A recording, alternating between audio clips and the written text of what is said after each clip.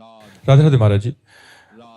महाराज जी, इनके परिवार में एक थोड़ा सा कसम को लेके एक हुआ है कि इनके बेटे ने एक लड़की पसंद किया, तो दोनों तरफ से सहमति भी हो गई, तो इनके बेटे ने कसम खा ली कि शादी करूंगा तो इसी से करूंगा, नहीं तो नहीं करूंगा, कुंवारा रहूंगा।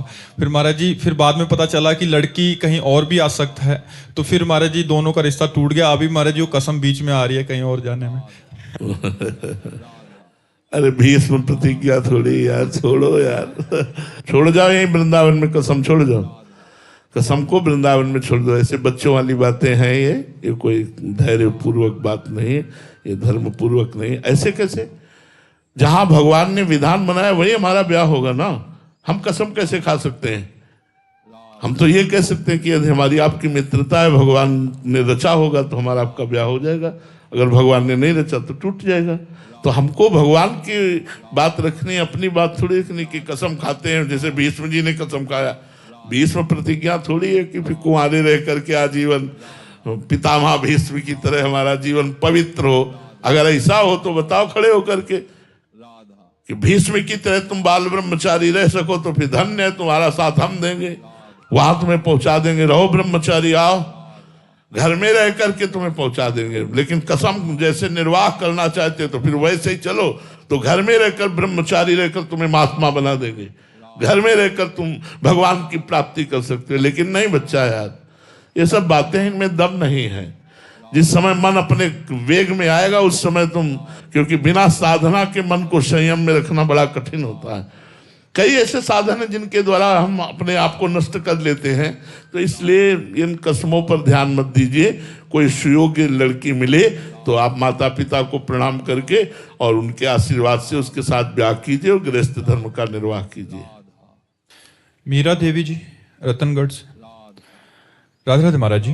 महाराज जी, जीवन में लालसा खत्म क्यों नहीं हो रही? पहले अच्छे जीवन साथी की, फिर अच्छे सास ससुर, फिर बेटे की, फिर बेटे के अच्छे संस्कार, फिर बहू, फिर पोता, फिर महाराज जी पोते की शादी हो जाए तो शांति से मर सकूं। तो महाराज जी ये कब? पोते की शादी हो जाने से शांति से मरा जा सकता है? नहीं यार, ऐसा नहीं। शांति से तो तब मरा जा सकता है जब पोते की आसक्ति मिट जाए और भगवान में प्रेम हो जाए, तब शांति से मरा जा सकता है।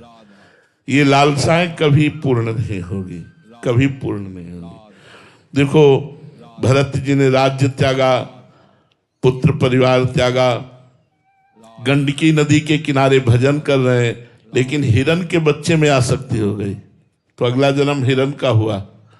अगले जन्म का हेतु ये आसक्ति है। आसक्ति को जितनी जल्दी मिटा सको तो लालसाएं मिट जाएंगी। इसी के लिए हम कहते हैं खूब नाम जप करो। जितना नाम जप करोगे उतने आपके अंदर ज्ञान होगा, जितना ज्ञान होगा उतने आसक्ति, मोह, चाह ये सब मिटेगी और हृदय आनंदित हो जाएगा। विराज भट्ट जी, अहमदाबाद से। राधा वल्लभ श्री हरिवंश गुरुदेव। महाराज जी, क्या भगवान कभी भक्त को जानबूझकर प्रतीक्षा करवाते हैं ताकि उसका प्रेम और गहरा हो सके? हाँ, ऐसा होता है। भगवान ने माया का घूंघट डाल रखा है तो सबके सामने, सब रूपों में वही है, पर माया का पर्दा डाल रखा है।